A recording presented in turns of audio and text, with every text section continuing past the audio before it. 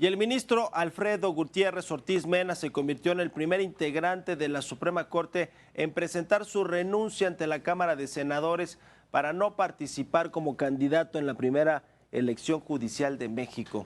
Horas más tarde lo hizo también el ministro Jorge Mario Pardo Rebolledo. Se suma a la lista y presentó también su renuncia. A través de una carta rechazó las injurias, los insultos e infundios de los que ha sido objeto como integrante del máximo Tribunal de Justicia del país. Y ahora la pregunta es, ¿cuál es la trayectoria de los ministros que presentaron su renuncia?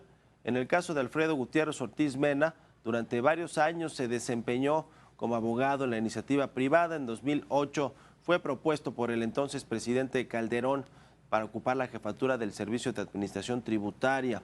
En noviembre del 2012 formó parte de una de las ternas propuestas por el titular del Ejecutivo Federal y posteriormente fue designado como ministro de la Suprema Corte de Justicia.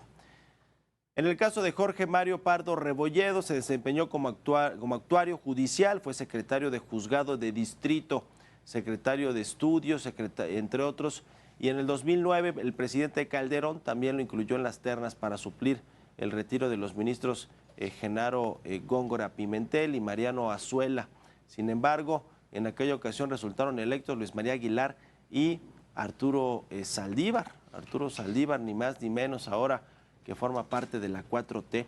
La integración de Pardo Rebolledo al máximo tribunal del país finalmente ocurrió en el 2011.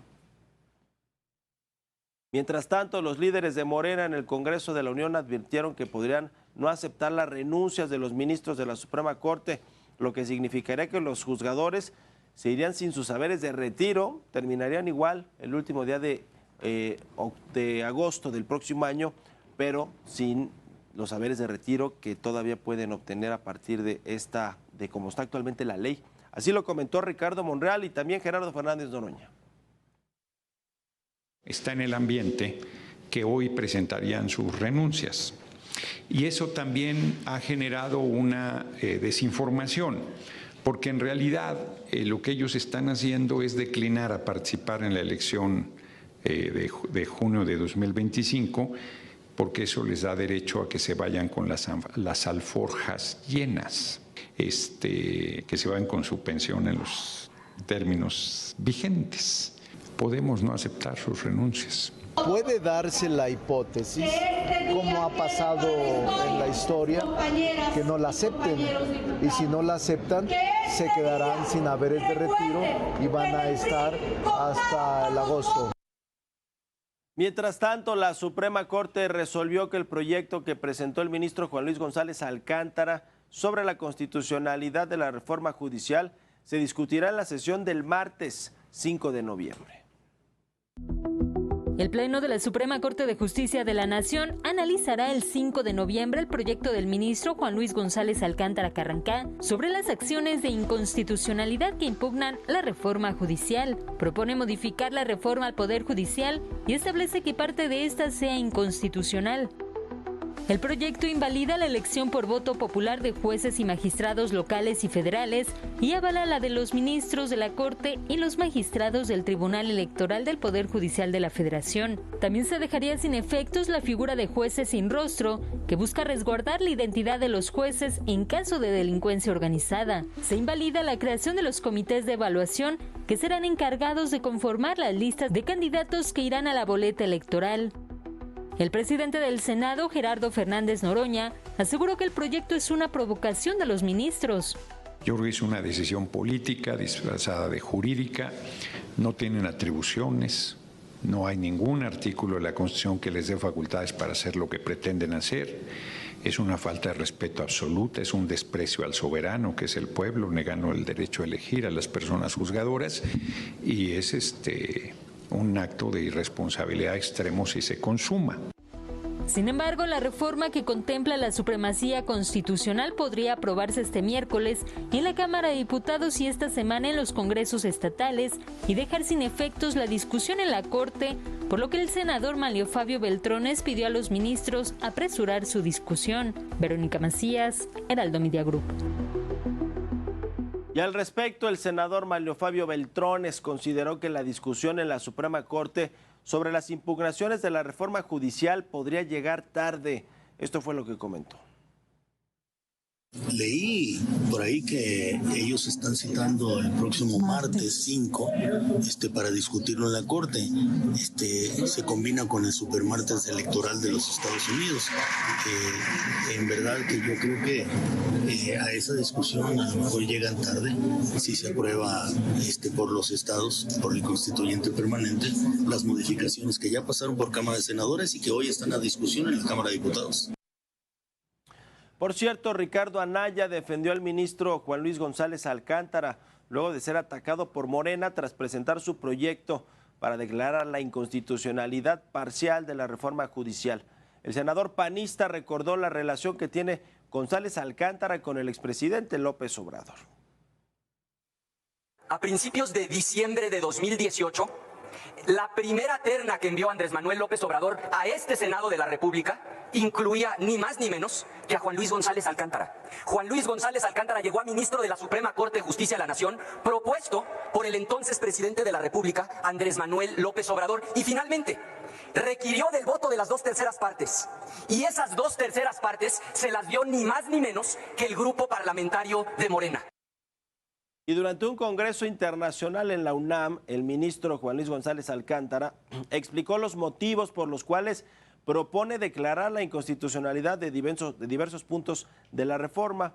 Afirmó que no es viable y por esa razón hizo la propuesta de romper las distancias que hoy mantiene una crisis constitucional. Así lo comentó.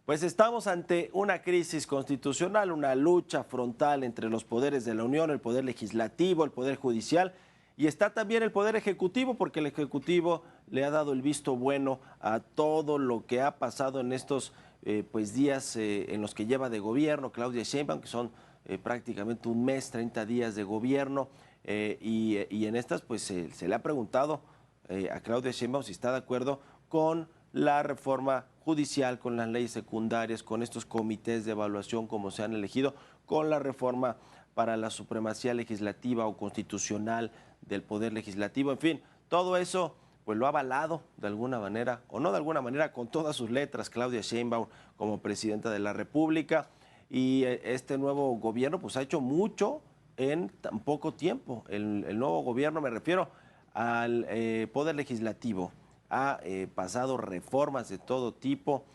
muchas consideradas autoritarias o regresivas para el país, y bueno, pues no han dicho nada pues para ahora, o no han hecho nada en el Poder Ejecutivo para intentar descafeinarlas, frenarlas, o pues como en cualquier proceso legislativo, consensuarlas con quienes no están de acuerdo con todo lo que se plantea.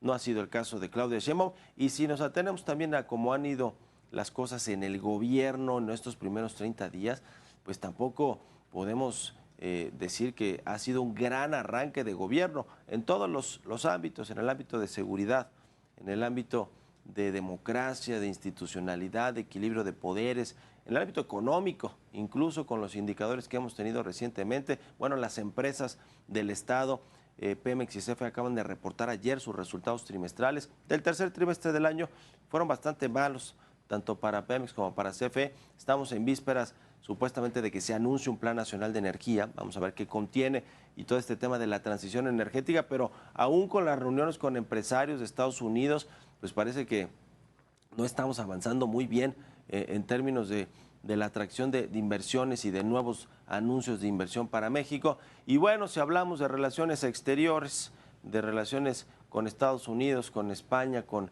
el resto del mundo, pues tampoco se ha avanzado mucho. Al revés, ayer escuchábamos al embajador de los Estados Unidos en México, Ken Salazar, decir que es sorprendente que el gobierno mexicano, en lugar de seguir repartiendo culpas, seguir pidiendo a Estados Unidos que diga por qué secuestró a El Mayo Zambada en territorio mexicano para llevarlo a las Cortes de Estados Unidos, en lugar de todo eso, ¿por qué no se celebra que aprendió finalmente al líder, al histórico líder del cártel de Sinaloa, uno de los capos del narcotráfico que pues nadie había querido, que es lo más probable, o había podido atrapar, y bueno, pues lo logró Estados Unidos. En fin, no parece ir por muy buen camino tampoco esas relaciones con Estados Unidos, que está pues en vísperas de su elección presidencial el próximo martes en los Estados Unidos, la elección de presidente entre Kamala Harris y Donald Trump. Y bueno, pues en México, mientras tanto, sigue habiendo un enfrentamiento de poderes. Se nota además la mano de Morena en la elección de quienes van a filtrar a los candidatos que van a competir para las elecciones del próximo año, quienes van a estar en las boletas. Este comité de evaluación en los que pues mejor se pusieron de acuerdo la Cámara de Diputados, Ricardo Monreal, con la Cámara de Senadores, Adán Augusto López, con Gerardo Fernández Noroña, para elegir ellos a quienes integrarán estos comités de evaluación de los perfiles del Poder Judicial. Falta todavía ver qué dice el Poder Judicial, pero bueno, pues el Poder Judicial están yéndose en desbandada los ministros para obtener su haber de retiro, sus prestaciones, sus pensiones, como las tienen actualmente con la ley actual. Está pues por verse cómo van a disputarse después la presidencia de la Corte, Yasmín Esquivel, Loretta Ortiz, Lenia Batres, que se van a quedar a buscar un nuevo cargo en el Poder Judicial. Van a buscar las tres la presidencia de la nueva Suprema Corte de Justicia de la Nación. Es decir, México está pues con muchos problemas, frentes abiertos, campo minado para la nueva presidenta de México, Claudia Sheinbaum, que ya lleva un mes de gobierno y que bueno, pues se ha encontrado con todo esto, mucho por cierto, heredado por Andrés Manuel López Obrador.